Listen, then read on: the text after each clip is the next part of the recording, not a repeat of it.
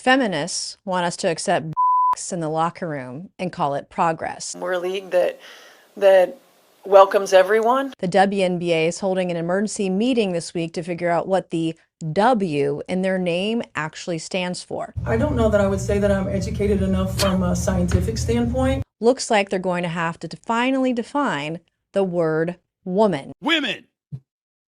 How come you didn't write in your language those born female? How come you didn't make that clear? Because if you were born a female, even if you're transitioning to being a female, because you weren't born a female, that would make you ineligible to enter the WNBA. Why didn't you do that? Otherwise, you're going to have cats 6'8" with goatees walking in your league or claiming they're going to walk in your league. You can deny them entry. You can refuse to draft them, but you're going to open yourself up to potential legal action until you clarify what the hell is going on. Player eligibility is collectively bargained, meaning this is also an issue involving the WNBA Players Association, not simply a unilateral decision for the commissioner, Kathy Engelbert, which means that, yes, the league office should have done more, but the Players Association, you got to get on top of it. What's going on, everybody? I appreciate you guys pulling up, hanging out with me for a little bit. Stephen A. Smith, hey, sounds like another voice of reasoning out here. Shout out to Nancy Mace for getting out here and speaking on this as well. We've been, for the better part since this situation have come about, and I'm not talking about what's going on in the WNBA, just the whole what is a woman situation. That's been, a conversation that the left seems to say is up for debate for the better part of 10 years now. And the chickens are finally coming home to roost. Because the WNBA, who has very vague language, and then you also have these liberals, to include Supreme Court Justice Ketanji Brown Jackson, who said that she's not qualified. The coach, Steffi White, said she's not qualified to determine or describe what an actual woman is. So that means that, hey, anything and anybody can be a woman as long as they say that they are. How long will it be? I know, Royce White and I know Enes Cancer Freedom, they've thrown out there and tossed their names in the hat for the WNBA draft. But I'm not concerned with them. I'm waiting on the D2 or D3 players who have no chance in heck of ever playing professional basketball, but they could play in the WNBA because they have decided to identify themselves as women. And these super woke liberal feminists of the WNBA, who is more about inclusivity than science and truth, I believe that they're going to leave this thing vague. I'm of that belief. My other thoughts are, instead of the commissioner having the cojones, the chutzpah, to say, you know what? Only people who were born female can play in the WNBA. And letting the buck stop with her, she decided, we're going to create this task force. And that way she can usurp the blame when it comes out, because we all know what's coming. She can not have to worry about taking all the smoke by the super woke fools, out there that says, hey, a woman can be anything. It's a vibe. And she can say, it's this anonymous task force that came up with this decision. It's not me. Hit the like button, share the video, subscribe to the channel. Let's get into it. Seeing this debate all over my For You page recently, and I'm sure you guys have too. And Enes Kanter just made a video about this. He was a former NBA player, and his video kind of made me laugh because it points out the question people keep arguing in an exaggerated way, but also not really exaggerated. Personally, I support trans people, and I feel that everyone deserves respect and to be able to do things that they love. But I don't automatically think that transgender women should be able to compete in women's sports. As someone who played competitive volleyball growing up, I know firsthand how much physical differences matter in sports. If I had to compete against someone who has gone through male puberty, I would feel like I'm not even on the playing field. I've played in many co-ed divisions, and the game is completely different than when I'm playing against women. To me, I feel like this is a fairness issue and not a hatred issue like some people are arguing. It's just difficult because I don't really have a solution. No, there's a simple solution. Men play with men, women play with women. Simple. Now, as far as the way you want to live your life, by all means, go do all of those things. The problem is that you have people like this who have the ability to vote, and they have this soft emotional feeling when it comes to, I don't want to hurt anybody's feelings, so I want to just allow everybody to do everything, not understanding that, yeah, you'd also have these people infringing upon your rights of a fair competition.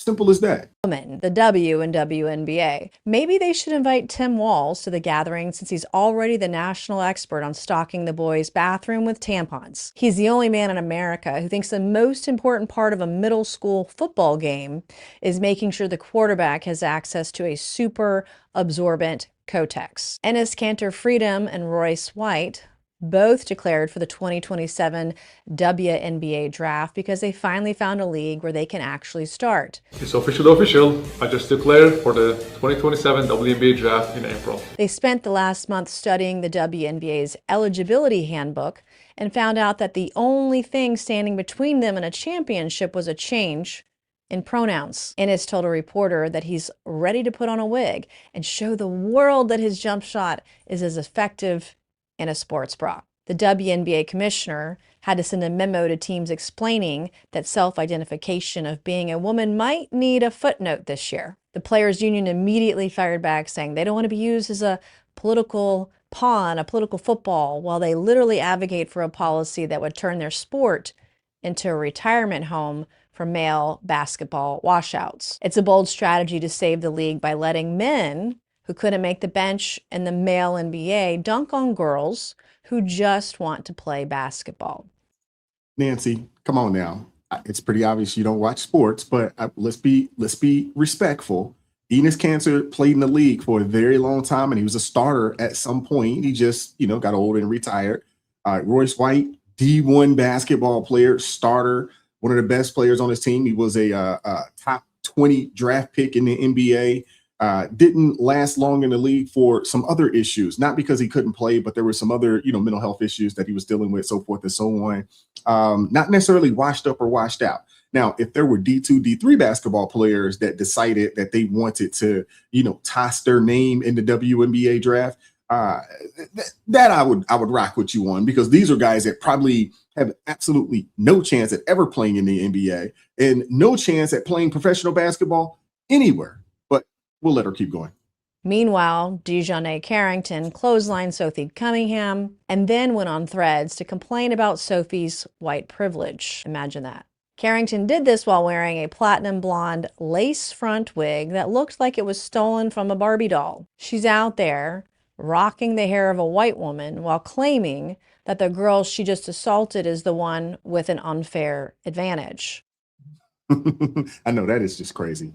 That is crazy. I can't believe she did this. Like, I want to know, and I get it. She's an adult, and her parents don't have any control over what this young lady does. If you would have seen her in college, she was real wholesome young lady. She obviously comes from a really good family. I think her dad played in the NFL, for quite a long time. I want to say 7-8 years or so. He's a minister now, and I get it. We raise our children up.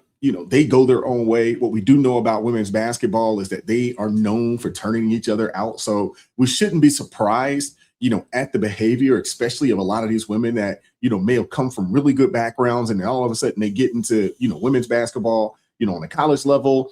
And we've heard them being turned out by coaches and so forth and so on. We've heard those stories. And then obviously you push it and you go to the next step and you hit into the WNBA. And then it's, from what we hear, it is a toxic work environment if you are a heterosexual female. That's the word on the street. I don't know how true it is because I've never played in the WNBA, but there are women who have come out and they basically said it, if you get pregnant, they've been ostracized, for not being, a part of, of the alphabet community. You've been, ostracized, talked about and talked down to, so forth and so on. So, I mean, I guess we shouldn't be surprised at, a large amount of catty women, out there, who are hating on, the straight heterosexual women who happen to, be nice looking and who also happen to be able to play a little bit. The WNBA is currently having a full-blown identity crisis. I don't think it's an identity crisis. I think this is who they are.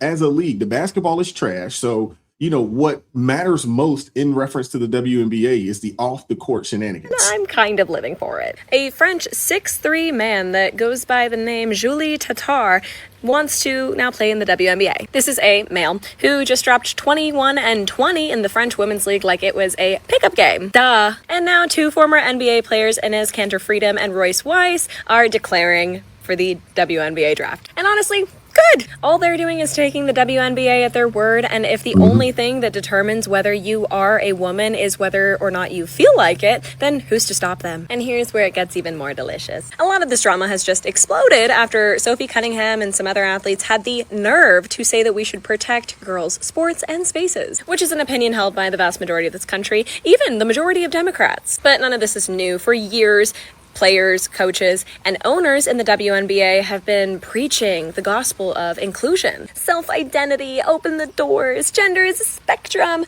They were very passionate about it, right up until the moment that 2 actual NBA-sized players decided to walk through those doors. And now the energy has shifted from love and inclusion to, wait, not like that. Because guess what? They all know what a woman is. That's why these 2 NBA players declaring is making them lose their minds. Yeah, she's absolutely right. She's absolutely right. They all know what a woman is, but they are too afraid to tell the truth because the alphabet community, that mob, and that's what they are a mob. You have to conform. You have to get down or lay down. Simple as that. You saw what happened out in Seattle about a week ago. You had some young girls, teenagers, holding a sign up, just saying, "Thank you, Sophie." And you had an older woman who's allegedly a part of the alphabet community cuss them out. Yes, that happened. These are the people who are the least tolerant individuals in the world. They preach tolerance, they preach inclusivity, but they are the least tolerant people in the world. You have to conform to their way of thinking or you're a phobe of some sort. And I'm really tired of hearing that. I'm really tired of hearing that. No one is scared of any of you all. We just don't agree with your ideology.